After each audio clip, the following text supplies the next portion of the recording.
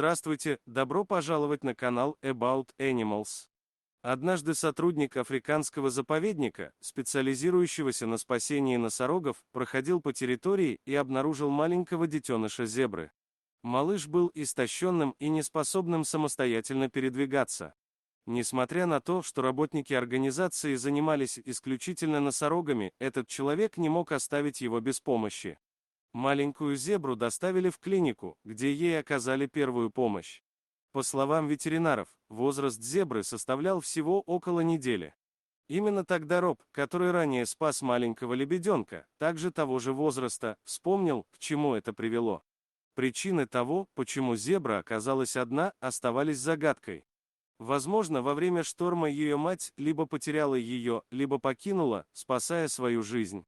Так или иначе, зебра осталась жить на территории заповедника для носорогов и была названа Маджаджи, что переводится как «королева дождей». Постепенно зебра стала сильнее и начала знакомиться с другими обитателями заповедника, проявляя при этом застенчивый интерес. Первой подругой Маджаджи стала крохотная носорожиха по имени Аквази, которая была всего лишь новорожденным. Малышка-носорог была найдена зоозащитниками, и они так и не смогли найти ее мать, предположив, что она стала жертвой браконьеров. Когда Маджаджи увидела маленькую Аквази, она сразу же взяла ее под свою опеку.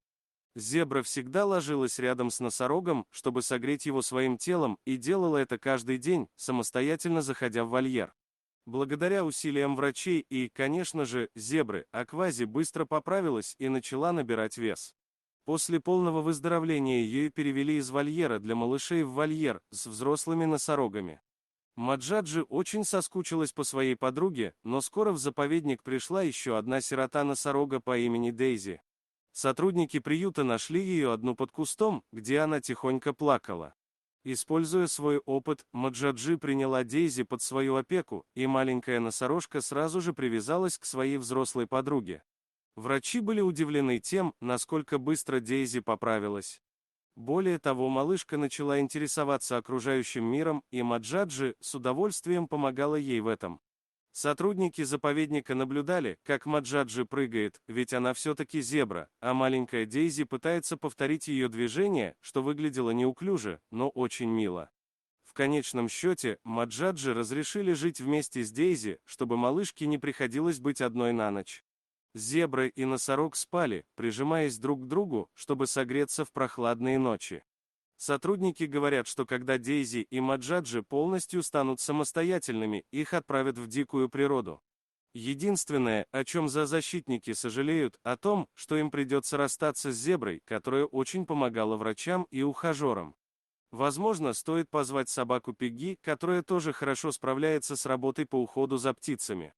Существенно, зебра стала одним из работников заповедника, но когда время придет, она к своим сородичам отправится. Как врачи говорят, это будет примерно через полгода, когда Дейзи и Маджаджи станут взрослыми и уже готовы к жизни самостоятельной. Спасибо за просмотр. Подписывайтесь на канал, где вы найдете еще много интересного, а также ставьте лайки и пишите комментарии, что думаете насчет этой истории.